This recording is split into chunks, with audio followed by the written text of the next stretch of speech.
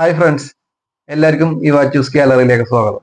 അപ്പൊ നമ്മ ഇന്ന് ചെയ്യാൻ പോകുന്ന വീഡിയോ എന്ന് പറഞ്ഞിട്ടുണ്ടെങ്കിൽ ഇപ്പൊ ട്രെൻഡിങ് ആയിട്ട് നിൽക്കണ 3D ഫോം വാൾപേപ്പറിനെ പറ്റിയാണ്. ഇപ്പൊ നമ്മളെ വീട്ടിൽ അത് ചെയ്തിട്ടുണ്ട്. എന്റെ ബാക്ക്ഗ്രൗണ്ടിൽ നോക്കിയാൽ കാണാൻ പറ്റും. ഇപ്പൊ അത് ചെയ്ത വീഡിയോയിലേക്കാണ് ഞങ്ങൾ കൊണ്ടുപോകുന്നത്. നമുക്ക് ആ വീഡിയോയിലോട്ട് ഒന്ന് പോയാലോ.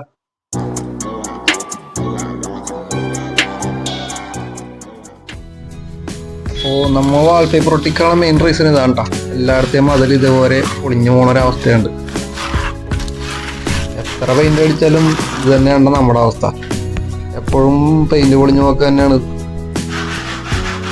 അതുകൊണ്ടാണ് സ്റ്റിക്കർ ഒട്ടിക്കാനുള്ള മെയിൻ തീരുമാനം എടുത്തത്.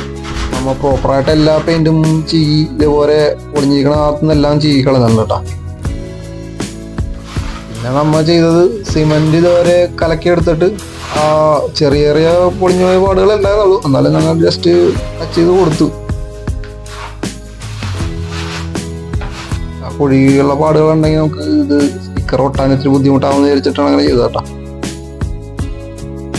പിന്നെ അതിനുശേഷം ഞങ്ങൾ ഒരു കോട്ട് വൈറ്റ് സിമെന്റ് കൂടി അടിച്ചായിരുന്നു കേട്ടോ എൻ്റെ മോളിൽ. അത് പക്ഷേ വീഡിയോ എടുത്തിട്ടില്ല. ഇതാണ് നമ്മുടെ ഐറ്റം. ഇതിന് സ്പെഷ്യലായിട്ട് പാസ് ചെയ്യൊന്നും വേണ്ട, എല്ലാം ഇതിൻ്റെ അകത്ത് തന്നെ ഉണ്ട്. ഈ സ്റ്റിക്കർ പൊളിച്ചളഞ്ഞ് നേരെ ഒട്ടിച്ചാൽ മാത്രം മതി. അപ്പോൾ ഇത് ഉപയോഗിച്ചിട്ടുണ്ടെങ്കിൽ ഇതിന്റെ റിവ്യൂ എങ്ങനെയാണെന്ന് കമന്റ് ബോക്സിൽ ഒന്ന് അറിയിച്ചേക്കണേ. അപ്പൊ ഇത് ഒട്ടിക്കുമ്പോൾ നല്ലോണം ശ്രദ്ധിച്ചു വേണം ഒട്ടിക്കാനായിട്ട്. അച്ചിരി വളഞ്ഞു കഴിഞ്ഞാൽ മൊത്തം വളഞ്ഞ പോലെ ഇരിക്കും. നമ്മ അത്ര എക്സ്പെർട്ട് ഒന്നും അല്ലാത്തതുകൊണ്ട് ചില സ്ഥലങ്ങളിലൊക്കെ ചെറിയ മിസ്റ്റേക്ക് വന്നിട്ടുണ്ടെങ്കിലും കുഴപ്പമില്ലാണ്ട് കിട്ടിയിട്ടാ. കാണാൻ ഭംഗിക്കുറവൊന്നുമില്ല, അടിപൊളിയാണ്. സാധനം വെച്ചിട്ട് യൂസ് ചെയ്തിട്ട് അടിപൊളിയാണ്. പക്ഷേക്കെ എല്ലാം നല്ലോണം ഇട്ടുണ്ട്.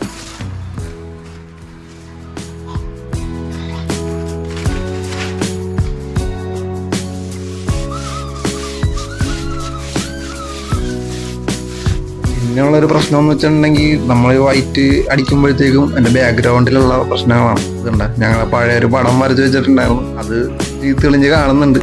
അതൊരു പ്രശ്നമല്ല. എനിക്ക് ആ പടം പോയാലൊരു സങ്കടം ഉണ്ടായിരുന്നു. അത് അതിന്റെ പുറത്തുകൂടി ഒന്നുകൂടി വരച്ചു കൊടുക്കാന്നാണ് എൻ്റെ പ്ലാൻ.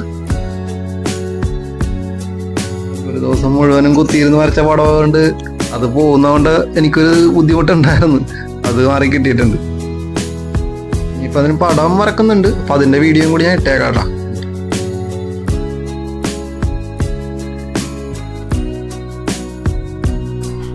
അപ്പൊ ഇതുപോലെ വൈറ്റ് കളർ ഒട്ടിക്കുന്നവർ ശ്രദ്ധിക്കേണ്ട കാര്യം, ബാക്ക്ഗ്രൗണ്ട് അപ്പോഴും ക്ലിയർ ആയിട്ട് ഞാൻ സൂക്ഷിക്കുക.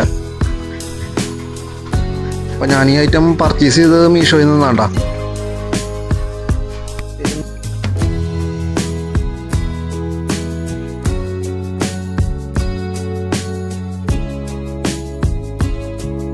അടുത്ത പാറ്റേൺ ഞാൻ ഇതാണ്ടാ ചൂസ് ചെയ്തത്. ബ്രിക്കിന്റെ ടൈപ്പ് തന്നെ, വാൾ ടൈൽ ടൈപ്പ് ആണ് ഞാൻ ചൂസ് ചെയ്തത്. ഇതാണപ്പോ സംഭവം. ഡാർക്ക് കളർ ആയതുകൊണ്ട് തന്നെ ബാക്ക്ഗ്രൗണ്ട് ഇതിൽ വിഷയമില്ല കേട്ടോ. വൈറ്റിന് മാത്രമേ അങ്ങനെ പ്രശ്നമുള്ളൂ. ഇതിൽ ബാക്ക്ഗ്രൗണ്ട് എന്തായാലും കുഴപ്പമൊന്നുമില്ല. ഡാർക്ക് കളറാണ്, നമുക്ക് അങ്ങനെ പ്രശ്നം വരുന്നില്ല. അപ്പോൾ മച്ചാന്മാരെ, എല്ലാവരും ചാനൽ സബ്സ്ക്രൈബ് ചെയ്തിട്ടില്ലെങ്കിൽ സബ്സ്ക്രൈബ് ചെയ്യണം. വീഡിയോ ഇഷ്ടപ്പെട്ട എല്ലാവരും ലൈക്കും കൂടി ചെയ്തേക്കണം കേട്ടോ. കൂടാതെ ബെല്ലൈക്കണിൽ ക്ലിക്ക് ചെയ്ത് ഓൾ എന്നുള്ള ബട്ടൺ കൂടി എനേബിൾ ആക്കി കഴിഞ്ഞാൽ ഞാൻ എല്ലാ വീഡിയോ നോട്ടിഫിക്കേഷനായിട്ട് വരുന്നതാണ് കേട്ടോ. അപ്പോൾ ഇതാണ് നമ്മുടെ ഫൈനൽ ലുക്ക്.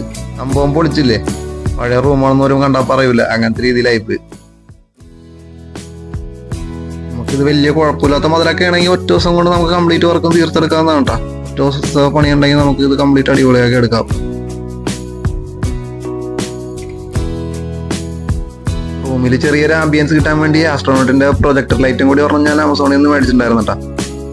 അതിന്റെ നൈറ്റ് ലുക്ക് ഞാനിപ്പോൾ കാണിച്ചു തരാം.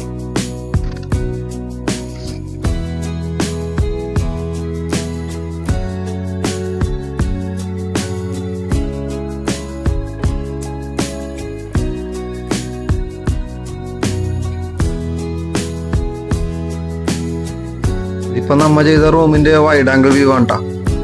അപ്പോൾ എല്ലാവർക്കും ഈ വീഡിയോ ഇഷ്ടപ്പെട്ടെങ്കിൽ ചാനൽ സബ്സ്ക്രൈബ് ചെയ്യണം, ലൈക്ക് അടിക്കണം, ബെൽ ബട്ടണും കൂടി ഒന്ന് പ്രസ് ചെയ്തേക്കണം കേട്ടോ. അപ്പോൾ അടുത്ത വീഡിയോ കാണുന്നത് വരെ ബൈ.